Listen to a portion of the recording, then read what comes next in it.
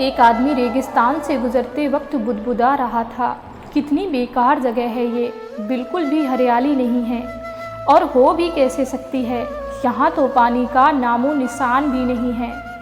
तपती रेत में वो जैसे जैसे आगे बढ़ रहा था, उसका गुस्सा भी बढ़ता जा रहा था। अंत में वो आसमान की तरफ देख झल्लाते हुए बोला, क्या भगवान, आप यहाँ पानी क्यों नहीं देते? अगर यहाँ पानी होता तो कोई भी यहाँ पेड़ पौधे उगा सकता था और तब ये जगह कितनी खूबसूरत बन जाती। ऐसा बोलकर वह आसमान की तरफ देखता रहा, मानो वो भगवान के उत्तर की प्रतीक्षा कर रहा हो। तभी एक चमत्कार होता है।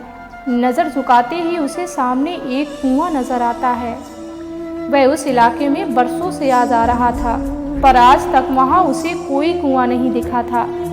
वह आश्चर्य में पड़ गया और दौड़कर उस कुएं के पास गया। कुआं लबालब पानी से भरा था। उसने एक बार फिर आसमान की तरफ देखा और पानी के लिए धन्यवाद करने की बजाय बोला, पानी तो ठीक है, लेकिन इसे निकालने के लिए कोई उपाय भी तो होना चाहिए।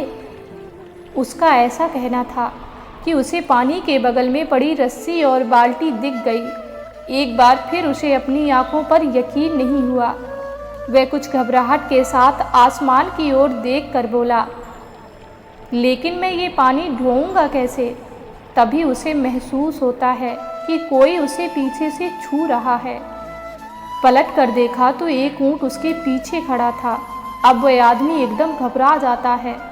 उसे लगता है कि कहीं वो रेगिस्तान में हरियाली लाने के काम में ना फंस जाए, और इस बार वो आसमान की तरफ देखे बिना तेज कदमों से आगे बढ़ने लगता है। अभी उसने 2-4 कदम ही बढ़ाया था कि उड़ता हुआ पेपर का एक टुकड़ा उससे आकर चिपक जाता है।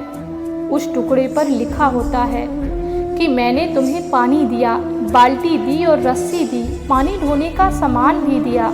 अब तुम्हारे पास हर वो एक चीज़ है जो तुम्हें रेगिस्तान को हरा भरा करने के लिए चाहिए। अब सब कुछ तुम्हारे हाथ में है। आदमी एक क्षण के लिए ठहरा, पर अगले ही पल वो आगे बढ़ गया और रेगिस्तान कभी भी हरा भरा नहीं बन पाया। दोस्तों, कई बार हम चीज़ों को अपने मन मुताबिक ना होने पर दूसरों को दोष देते हैं। हम सरकार को दोषी ठहराते हैं, कभी अपने बुजुर्गों को, कभी कंपनी को, तो कभी भगवान को।